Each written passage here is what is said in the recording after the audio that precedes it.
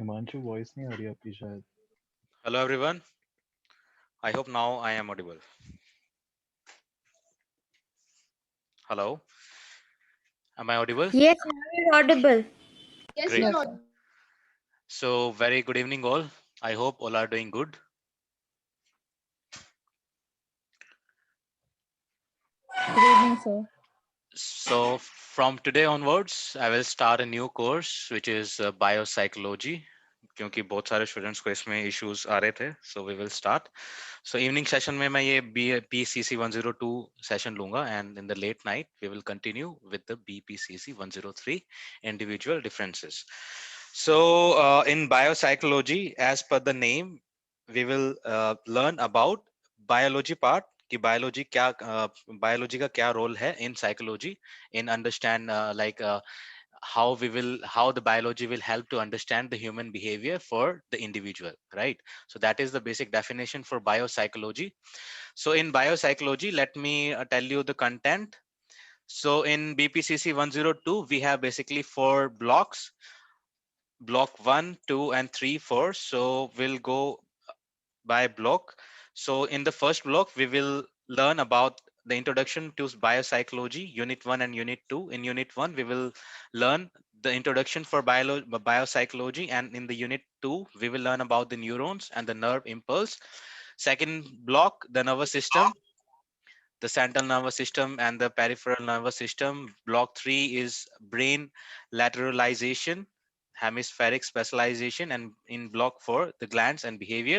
जो glands हमारे होते हैं body में, जैसे endocrine gland होता है, we will learn about later regarding this.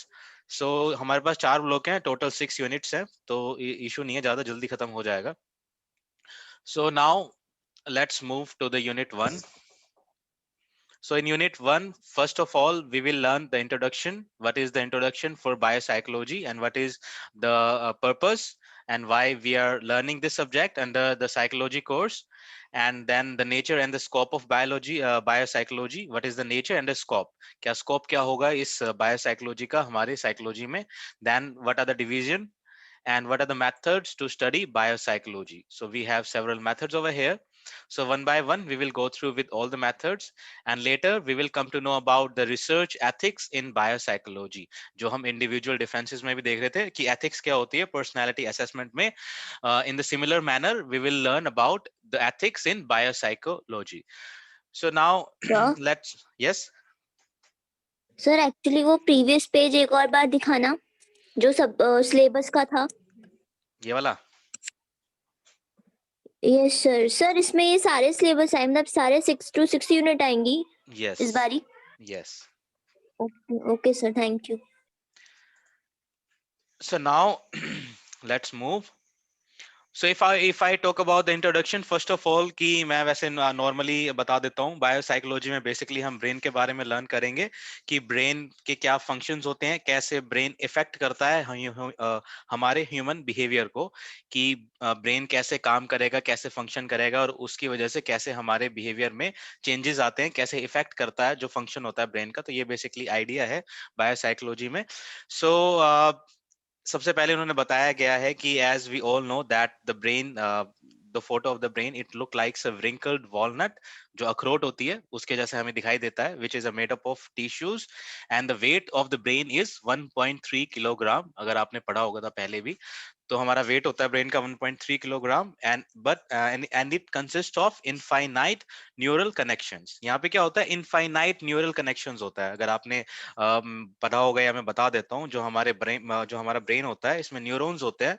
ठीक है, एक न्यूरॉन्स एक टिश्यू की तरह काम करता है. बहुत सारे टिश्यूज होते हैं, आप न्यूरॉन कह लो इसको, जो क्या करता है, इंफॉर्मेशन को, इलेक्ट्रिक इम्पल्स को, जो इंफॉर्मेशन हम गैदर करते हैं, जो भी हम देखते हैं, सुनते हैं, फील करते हैं, उसको इलेक्ट्रॉनिक इम्पल्स के फॉर्म में ट्रांसफर करता है. न्यूरॉन टू न्यूरॉन ट्रांसफर करेगा और उस इम्पल्स को या फिर उस इलेक्ट्रॉनिक जो इंफॉर्मेशन है उसी को हम यूज करते हैं आगे फर्दर अपने बिहेवियर में. ठीक है, उसको हम एडेप्ट करते हैं. तो ये बेसिकली यहाँ पे फंक्शंस होता है ब्रेन का, न्यूरॉन्स का. ठीक है, तो यहाँ पे ये क्या करता है, कंट्रोल करता है हमारे बिहेवियर को. Then it is also responsible for many varied tasks and activities ranging from simple to complex, and still it is the least understood organ of the body. तो ये कह रहा है कि मतलब यहाँ पे जो ब्रेन होता है यही क्या करता है, जितनी भी टास्क होते हैं, जितनी भी एक्टिविटीज होती हैं, या वो सिंपल हो या वो कितना भी कॉम्प्लेक्स हो, कौन हैंडल करता है? ब्रेन हैंडल करता है, ठीक है। और इसीलिए और सब ब्रेन हैंडल करता है सब चीजों को, और फिर भी क्या है, ब्रेन सबसे ज्यादा least understood organ of our body. इस पे रिसर्च हमेशा चलती रहती है। ऐसा कोई नहीं कह सकता कि ब्रेन को पूरा हमने डेवलप कर लिया है, मैंने पूरी रिसर्च कर ली है ब्रेन के ऊपर। हमेशा ये क्या रहता है, ऑनगोइंग प्रोसेस रहता है कि we are still researching on the brain part, ठीक है। तो यहाँ पे बेसिकली हम ब्रेन के बारे में ही पढ़ेंगे इसमें बायोसाइकोलॉजी में। So the scientific study of the anatomy, biochemical processes and the physiology of the nervous system is known as neuroscience. तो neuroscience आपने देखो पहले भी वर्ड आया है बहुत बार, न्यूरोसाइकोलॉजिस्ट जैसे हम बोल रहे थे पहले, जो साइकोलॉजिस्ट आ रहे थे जिनके बारे में हम कंसिडर कर रहे थे। तो न्यूरोसाइकोलॉजिस्ट वो होता है जो न्यूरोसाइंस पढ़ता है। और न्यूरोसाइंस क्या होता है? Neuroscience is a branch of science you can say, or it is a branch of study where we will learn about the anatomy. अब anatomy क्या होता है? ये यहाँ पे बहुत सारे बायोलॉजिकल टर्म्स आएंगे। I will try my best to explain in a similar manner, sorry in the simple terms. तो एनाटॉमी क्या होता है? Anatomy is a branch of science where we will learn about the organs of the body, ठीक है। हम जब body के parts को जहाँ पे हम सीखते हैं, अलग अलग चीज, अलग अलग पार्ट्स को हम सीखेंगे, उनके बारे में कैसे काम करते हैं, कैसे फंक्शन करते हैं, कैसे इनका मैकेनिज्म होता है, ये हम सब रीड करते हैं, पढ़ते हैं एनाटॉमी में, ठीक है। और यहाँ पे क्या होता है, बायोकेमिकल प्रोसेसेस होते हैं, ठीक है। और क्या होते हैं, physiology of nervous system is known as neuroscience. तो जहां पे हम एनाटॉमी पढ़ेंगे, या मतलब हम बॉडी के पार्ट्स को पढ़ेंगे, बायोकेमिकल प्रोसेस पढ़ेंगे कि बायोकेमिकल प्रोसेस क्या होता है हमारे ब्रेन के अंदर, हमारे नर्वस सिस्टम के अंदर, और हमारा फिजियोलॉजी क्या होता है नर्वस सिस्टम के अंदर, ये हो जाता है न्यूरोसाइंस, ठीक है। अब बायोसाइकोलॉजी क्या है? Biopsychology is a part of your neuroscience, ठीक है। कैसे? Neuroscience is a bio, okay. ये क्या करता है बायोसाइकोलॉजी में? हम क्या करते हैं बायोसाइकोलॉजी में, हम न्यूरोसाइंस से कुछ इंफॉर्मेशन गैदर करते हैं, और उस इंफॉर्मेशन को जो हमने गैदर किया है, कहां से? न्यूरोसाइंस से जो इंफॉर्मेशन हमने गैदर की है उसको हम यूज करते हैं in order to determine the human behavior, ठीक है। तो ह्यूमन बिहेवियर में हम बायोसाइकोलॉजी को यूज करेंगे उसको बिहेवियर को डिटरमाइन करने के लिए। और इन्फॉर्मेशन हम कहां से गैदर करेंगे? न्यूरोसाइंस से, क्योंकि बायोसाइकोलॉजी क्या है? Biopsychology is a part of neuroscience, ठीक है। तो ये चीज मैं क्लियर कर देता हूं, जैसे हम पहले भी हम कभी कभी डिस्कस करते हैं इन सब चीजों के बारे में। तो न्यूरोसाइंस हमारी एक डिटेल्ड ब्रांच है जिसमें हम पूरा इसका पढ़ते हैं, न्यूरोसाइंस पढ़ते हैं। न्यूरोसाइंस मतलब न्यूरॉन्स, ठीक है। न्यूरॉन्स मतलब जो ब्रेन के अंदर टिश्यूज होते हैं। तो बेसिकली न्यूरोसाइंस में क्या पढ़ेंगे कि कैसे कैसे ये न्यूरॉन्स काम करते हैं, कैसे कैसे इंफॉर्मेशन वहां पे पास करती है, और कैसे कैसे हम उसको यूज करते हैं अपने थिंकिंग प्रोसेस में, अपने मेंटल प्रोसेस में, अपने थॉट्स में, अपने इमोशंस में, अपने मोटिवेशन में, उनको हम कैसे कैसे यूज करते हैं। So Ananya Sharma raised hand, so any questions और any doubt? You sir can. मुझे स्क्रीन नहीं दिखाई दे रही। स्क्रीन नहीं दिखाई दे रही? Anyone else facing the same issues? नहीं सर। नहीं भाई दिख सर अब no. Okay, so you do one Thank you, thing, sir. disconnect yourself and try to reconnect again. I hope Yes, sir. it Sir, will be visible. network issue हो रहा था। Anyone else? Any issues? Voice issues? Voice में कोई problem? Screen share नहीं हो रही है? Any problem? Any issues? तो आप disconnect करके सर reconnect प्लीज कर एक लो, बार वो resolve न्यूरो हो जाएगा। साइंस, सर एक बार न्यूरो साइंस वाला फिर से बता दो, वो मेरा डिस्कनेक्ट हो गया था। Okay. So neuroscience क्या है? देखो, neuro plus science. Neuro means neurons plus science. So neuroscience is a branch of science where we will study about anatomy. और अगर मैं सिर्फ simple terms में बोलूं तो it is a branch of science where we will learn about the different parts of the body for any living organism. ठीक है, और एनी लिविंग थिंग जिसके हम बॉडी पार्ट्स को स्टडी करते हैं उसको एनाटॉमी बोलते हैं। लेकिन न्यूरो साइंस में हम क्या करेंगे? न्यूरो साइंस में हम डील करते हैं ओनली ब्रेन पार्ट के साथ, कि ब्रेन पार्ट में जो न्यूरॉन्स होते हैं वो कैसे फंक्शन करते हैं, उनका मैकेनिज्म क्या होता है, कैसे वो इंफॉर्मेशन पास करते हैं, कैसे हम उस इंफॉर्मेशन को गैदर करके उसको यूज करते हैं अपने बिहेवियर में, और उसके अंदर क्या क्या डिसऑर्डर हो सकते हैं, ठीक है, उसको कैसे हम ठीक कर सकते हैं, और क्या क्या हम उस पर एक्सपेरिमेंट कर सकते हैं। तो ये सब हम पढ़ेंगे किसमें? न्यूरो साइंस में, ठीक है। आई hope this is clear. But Sir, here can I in, ask? Yes, Sir, neuroscience and the psychology, it is related to each other? Psychology. So if we consider the psychology word, whenever you say psychology, it means we want to learn the human behavior. But अगर मैं सिर्फ neuro science बोलूं तो सिर्फ अगर neuro science बोलूंगा तो मैं यहाँ पे जरूरी नहीं है कि मैं ह्यूमन बिहेवियर को मैं एग्जामिन कर रहा हूँ। न्यूरो साइंस में सारी टर्म्स आ जाएंगी कि वो फंक्शन कैसे करता है, उसका मैकेनिज्म क्या है, ठीक है, उसमें कौन कौन से पार्ट्स होते हैं, कौन कौन से पार्ट्स क्या क्या काम करते हैं, ठीक है। लेकिन अगर मैं बोलूं बायोसाइकोलॉजी, तो बायोसाइकोलॉजी में क्या है, न्यूरो साइंस का एक पार्ट है जिसमें साइकोलॉजी आ गया। दैट मीन्स मैं बायोलॉजी पार्ट को यूज करूंगा किसके लिए, ह्यूमन बिहेवियर को डिटरमाइन करने के लिए। Psychology is nothing but only your human behavior, only the behavior of the living thing, या फिर ह्यूमन बिहेवियर, उसी को हम बोलते हैं साइकोलॉजी। साइकोलॉजी में सिर्फ हम बिहेवियर को पढ़ते हैं कि हमारा बिहेवियर कैसे डिफरेंट होता है, क्या क्या इफेक्ट करता है उसको, कैसे डेवलप होता है, कैसे कैसे हम फर्दर उसको डिटरमाइन करते हैं। तो ये सब हम लर्न करते हैं साइकोलॉजी में। अब बायोसाइकोलॉजी क्या है, biopsychology is a branch of psychology आप कह सकते हो, जिसमें हम बायोलॉजिकल पार्ट को पढ़ेंगे। जैसे अभी तक हम क्या पढ़ रहे थे, इंट्रोडक्शन टू साइकोलॉजी में हम क्या पढ़ रहे थे कि साइकोलॉजी क्या है, ठीक है। फिर हम अभी इंडिविजुअल डिफरेंसेस में पढ़ रहे हैं कि हमारे इंडिविजुअल डिफरेंसेस क्या क्या हैं, हम पर्सनैलिटी हमारी डिफरेंट कैसे होती है। तो उसमें हमने बायोलॉजिकल टर्म नहीं पढ़ा है, हम सिर्फ अपना क्या फिजिकल टर्म पढ़ रहे हैं कि हम कैसे कैसे बिहेव करते हैं, कैसे रिएक्ट करते हैं, सिचुएशन में कैसे रिएक्ट करते हैं, अलग अलग क्या कहते हैं एटमोस्फेयर में कैसे रिएक्ट करते हैं, सोसाइटी में कैसे रिएक्ट करते हैं। तो वो सब क्या है, बायोलॉजिकल टर्म नहीं है। लेकिन यहाँ पे हम क्या करेंगे, यहाँ पे सिर्फ हम माइंड को रीड करेंगे कि हमारा माइंड कैसे हेल्प करता है हमें बिहेवियर डेवलप करने में, ठीक है, कि हम कैसे इंफॉर्मेशन को पास करते हैं और कैसे फिर हमारा बिहेवियर बनता है। क्योंकि सबसे पहला काम क्या है, सबसे पहला काम तो यही है ना हमारा, कि हम हमारा बिहेवियर कैसे डेवलप होगा, मैं कुछ देखूंगा सीखूंगा तभी मेरा बिहेवियर डेवलप होगा। तो इसके पीछे मेन प्रोसेस कहाँ है, मेन प्रोसेस तो माइंड के अंदर हो रहा है ना, कि मैंने कोई किसी चीज को देखा, तो देखने के बाद जो मैंने देखा, मेरे आई से जो मैंने देखा, वो कन्वर्ट होगा इलेक्ट्रॉनिक इंपल्स में, इलेक्ट्रॉनिक इंपल्स में कन्वर्ट होकर वो इंफॉर्मेशन पास होगी मेरे न्यूरॉन में, जो मेरे माइंड का एक, जो मेरे ब्रेन का एक पार्ट है, टिश्यूज हैं, मिलियंस ऑफ बिलियंस ऑफ मेरे माइंड में न्यूरॉन्स हैं, वो इंफॉर्मेशन पास होगी मेरे न्यूरॉन्स में। और जब वो इंफॉर्मेशन पास होगी, so according to my experience, according to my past experience, मैं उस इंफॉर्मेशन को कलेक्ट करके उससे मैं सीखूंगा और उसको बिहेवियर में क्या करूंगा, इंटरप्रिटेट करूंगा, ठीक है। तो सिर्फ मैं ब्रेन को ही पढ़ूंगा ओनली अब, कि ब्रेन कैसे यूजफुल है, ब्रेन कैसे कैसे ये सारे काम करता है, ठीक है। Okay, thank you, sir. So I hope this is clear.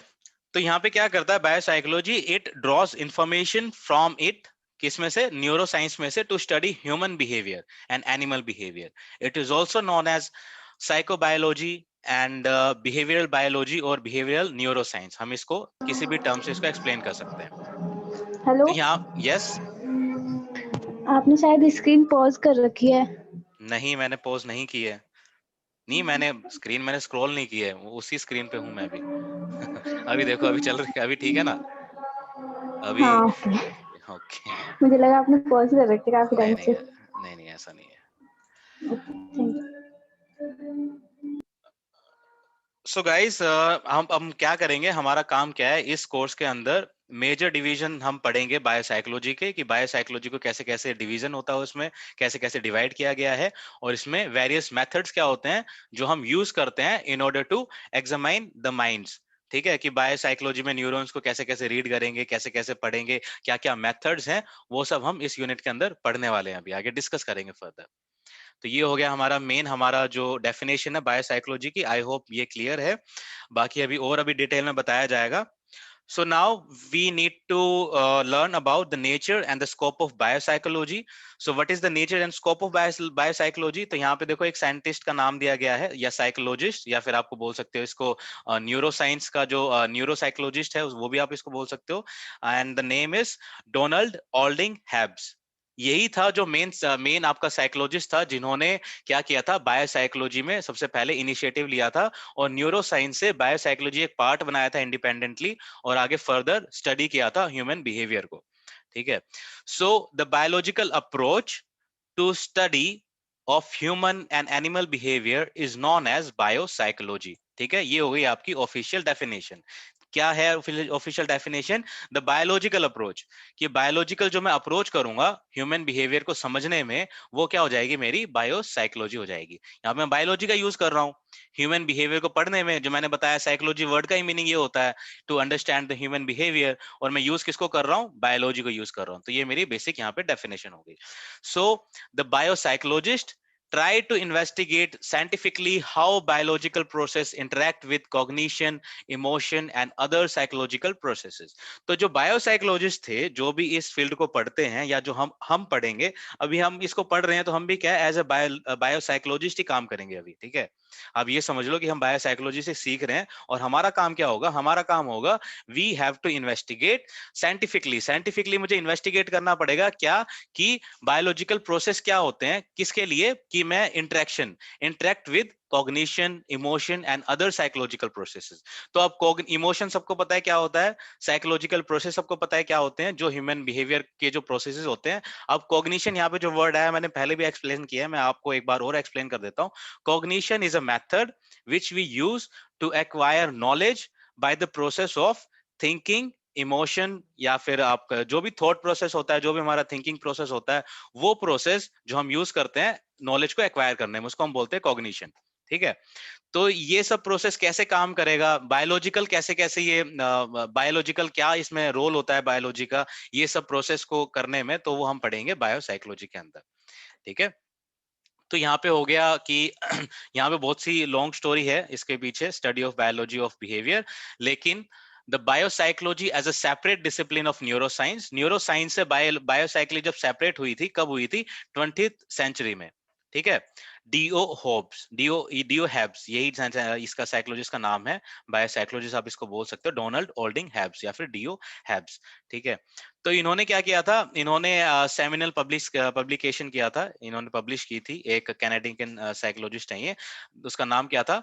The organisation of behaviour in 1949। So 1949 में इन्होंने एक पब्लिश की थी एक बुक जिसका नाम था ऑर्गेनाइजेशन ऑफ बिहेवियर, कि बिहेवियर को कैसे ऑर्गेनाइज किया जाता है in the field of psychology and neuroscience. तो साइकोलॉजी की फील्ड में और न्यूरोसाइंस की फील्ड में pave the way for future investigation of neural foundation of the behaviour. What Hab proposed in 1949 is being applied in the present times in the field of engineering, robotics, psychology, neuroscience and neuropsychology. तो यहाँ पे क्या है, जो हैब ने जो propose किया था 1949 में, जो इन्होंने एक्सप्लेन किया था, बायोसाइकोलॉजी को एक्सप्लेन किया था, इस प्रोसेस को अंडरस्टैंड करने में, वही हम यूज करते हैं करंट में, चाहे वो इंजीनियरिंग हो, चाहे वो आपका रोबोटिक्स हो, चाहे वो आपका साइकोलॉजी हो, चाहे वो आपका न्यूरोसाइंस हो, या फिर आपका न्यूरोसाइकोलॉजी हो। तो अब यहाँ पे हम देखो स्कोप पढ़ रहे हैं। स्कोप का मतलब ये है कि हम बायोसाइकोलॉजी को यूज कहाँ कहाँ कर सकते हैं। तो साइकोलॉजी को इंजीनियरिंग में यूज कर सकते हैं, रोबोटिक्स में यूज कर सकते हैं। तो आपने देखा होगा ना कि रोबोटिक्स में बहुत सारे ऐसे ऐसे रोबोट्स आ गए। बैंगलोर में अभी लेटेस्ट मैंने देखा है कि एक रेस्टोरेंट है जहाँ पे जो वेटर होते हैं, जो सर्व करते हैं, जो पब्लिक को सर्व करते हैं, वो सारे रोबोट्स हैं। तो अब वो जो रोबोट्स हैं, तो वो कैसे काम करते हैं? उनको क्या पता कि वो उनको ये काम करना है, ठीक है? एक तो मैंने किया कि उनका पूरा कोडिंग उनके अंदर डाल दी, लेकिन मैं कितनी कोडिंग करूंगा, कितनी सारी कोडिंग डालूंगा अलग अलग फंक्शन के लिए, तो मेरे लिए बहुत डिफिकल्ट हो जाएगा। सो इट्स बेटर ना कि मैं बायोसाइकोलॉजी पढूं, मुझे ये पता चल जाए कि ब्रेन के अंदर ये पार्ट्स ये काम करते हैं, और मैं उसी फंक्शन को यूज करूं, उसी सेम प्रोसीजर को यूज करूं, और एक मशीन में वही प्रोसेस करने की कोशिश करूं कि मैं ऐसे ही पार्ट मैं एक मशीन में बनाता हूं, ताकि वो ब्रेन भी सिमिलर वे में काम करना शुरू करे, ठीक है? तो इसलिए रोबोटिक्स में इसका यूज होता है, इंजीनियरिंग में इसका यूज होता है, साइकोलॉजी में डेफिनेटली इसका यूज होता है, न्यूरोसाइंस में तो है ही ये, और फिजियोलॉजी, इन सब में इसका यूज किया जाता है। देन मैंने जैसे पहले बताया, बायोसाइकोलॉजी क्या है? Biopsychology is a part of neuroscience which draws information from neuroscience and use the information to study human and animal behavior. ये मैंने पहले ही explain कर दिया है.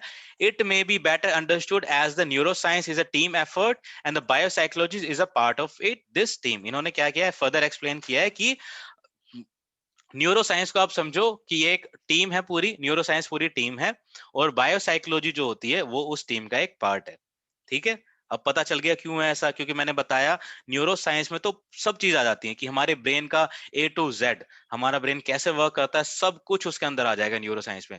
लेकिन बायोसाइकोलॉजी में क्या होगा? बायोसाइकोलॉजी में मेरे को सिर्फ उतना पढ़ना है कि ब्रेन का वो कौन सा पार्ट होता है जो ह्यूमन बिहेवियर को इफेक्ट करता है, ठीक है? बायोसाइकोलॉजी में मेरे को सिर्फ इतना पढ़ना है, मेरे को और किसी से कोई लेना देना नहीं है कि ब्रेन क्या काम करता है, कौन सा पार्ट क्या कर रहा है, कैसे कैसे फंक्शन करता है, क्या मैकेनिज्म है, मुझे कोई लेना देना नहीं है। मुझे सिर्फ इतना पता करना है कि ब्रेन का वो कौन सा पार्ट है जो ह्यूमन बिहेवियर को इफेक्ट करता है। That's it. ठीक है। अब आगे क्या है इसमें, few of the disciplines of neuroscience that are of particular relevance of the biopsychology are as follows. तो देखो मैंने बताया अभी कि बायोसाइकोलॉजी क्या है, पार्ट है न्यूरोसाइंस का। तो बायोसाइकोलॉजी में हम कुछ पार्ट पढ़ेंगे न्यूरोसाइंस का, पूरा न्यूरोसाइंस नहीं पढ़ेंगे, हम उसका कुछ पार्ट पढ़ेंगे। अब कौन कौन सा पार्ट मैं पढ़ूंगा वो इन्होंने बताया गया। कौन कौन सा पार्ट है, first is your neuro anatomy. Anatomy मैंने बताया ना, the study of any organ of the living thing, वो उसको बोलते हैं एनाटोमी। अब न्यूरो इसके आगे लगा दिया, मतलब न्यूरो प्लस एनाटोमी, मतलब मैं न्यूरॉन को पढ़ूंगा।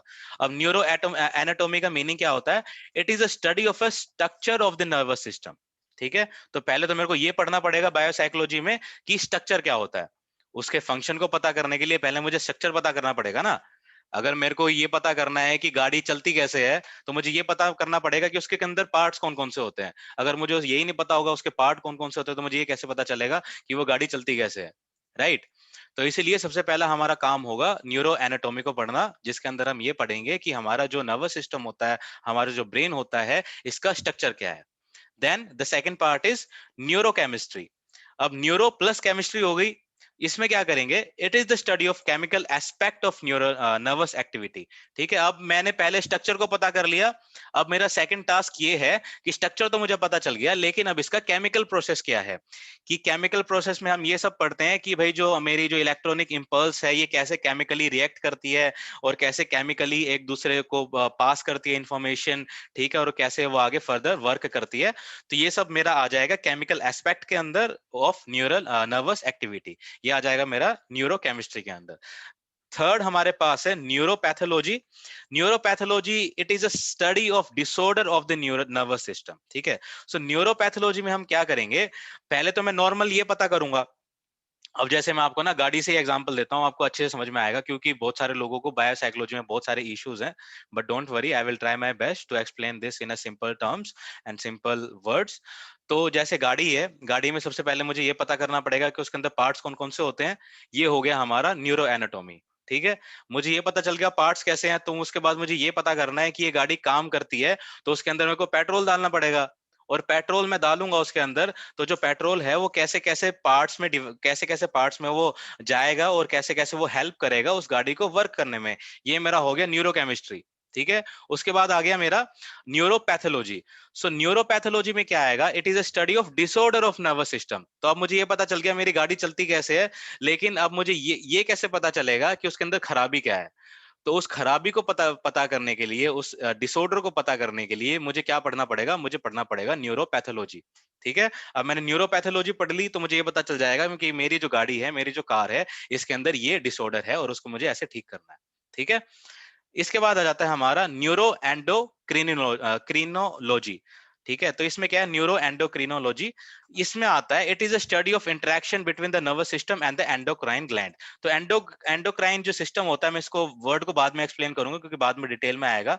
इसको मैं वैसे बता देता हूं कि it is a study of interaction, कि हमारा जो माइंड है, मेरा जो नर्वस सिस्टम है, ये मेरे बॉडी के दूसरे पार्ट के साथ कैसे इंटरेक्ट करता है।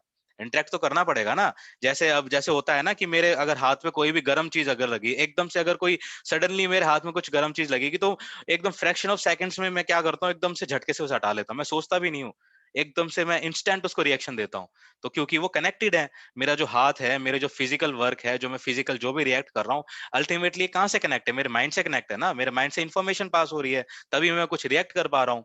ठीक है, तो न्यूरो एंडोक्रिनोलॉजी में मैं क्या पढ़ूंगा, मैं ये पढ़ूंगा कि मेरा जो माइंड है वो कैसे इंटरेक्ट करता है बॉडी के अदर सिस्टम के साथ। ठीक है, इसके बाद आ जाएगा न्यूरो फार्माकोलॉजी। ठीक है, न्यूरो फार्माकोलॉजी में क्या आ जाएगा, न्यूरो प्लस फार्माकोलॉजी।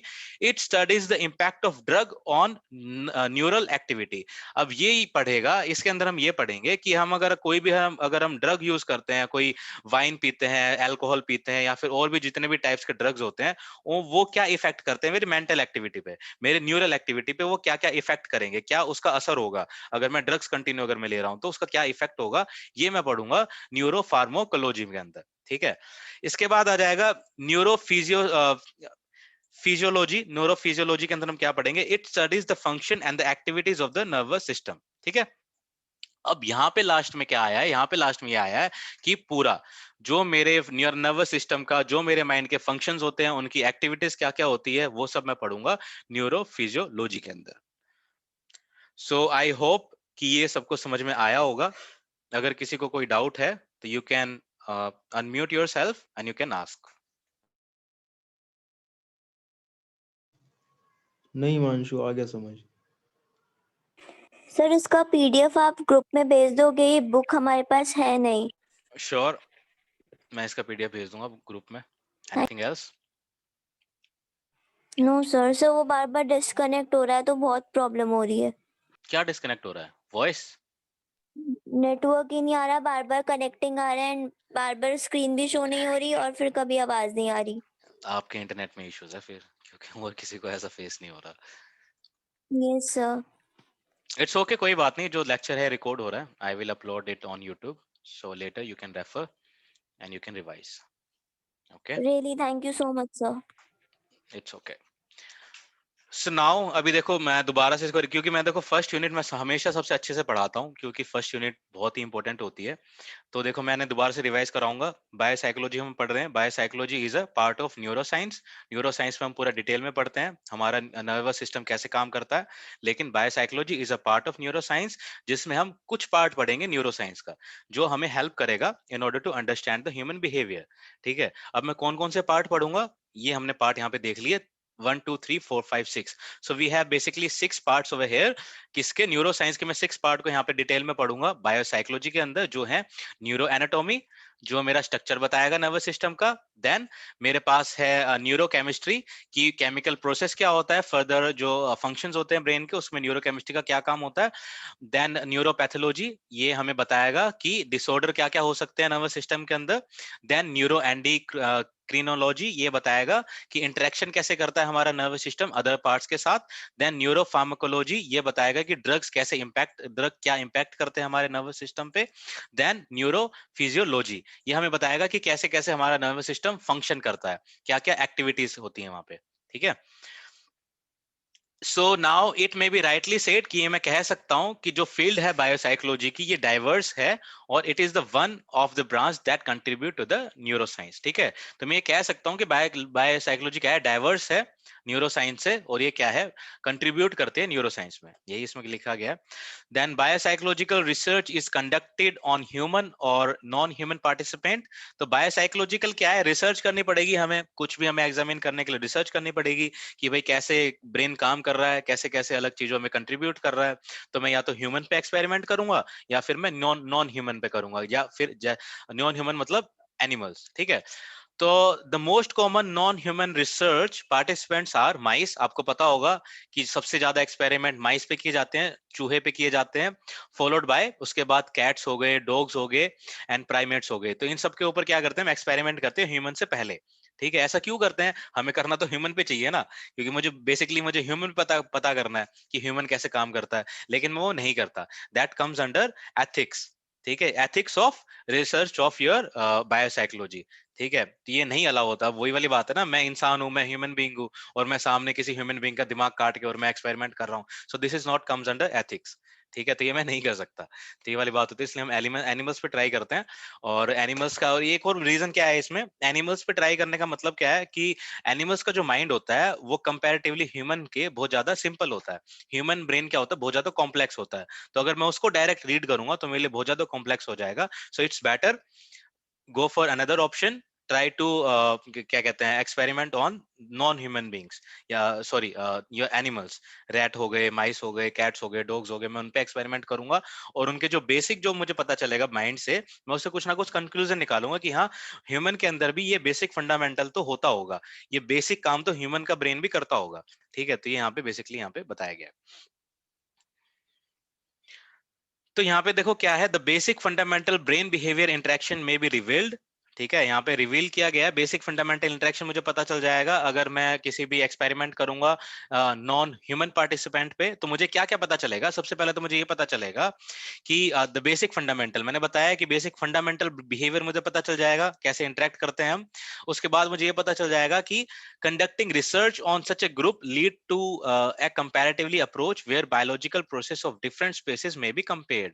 तो यहाँ पे क्या करेगा, अगर मैं रिसर्च कंडक्ट करूंगा अलग अलग एनिमल्स के ऊपर, तो उससे मुझे ये हेल्प मिलेगी कि कैसे कैसे अलग अलग जो स्पेसीज होते हैं वो कैसे कैसे इंटरेक्ट करते हैं, बायोलॉजिकल प्रोसेसेस क्या होते हैं उनके अंदर, और कैसे कैसे मैं उनको कंपेयर कर सकता हूँ। ये चीज मुझे पता चल जाएगी अगर मैं कोई भी रिसर्च करता हूँ तो। ठीक है, इसके बाद थर्ड हमें ये पता चलेगा कि it is easy to conduct research on laboratory animals rather than the human participant due to the ethic reasons. तो मैंने यही बताया ना कि जो एनिमल्स पे रिसर्च करना मेरे लिए आसान है, ह्यूमन पे मैं नहीं कर सकता due to ethical reasons, and that is there are fewer ethical constraints while we conduct research on animals। तो ये हो गया हमारा ये पार्ट।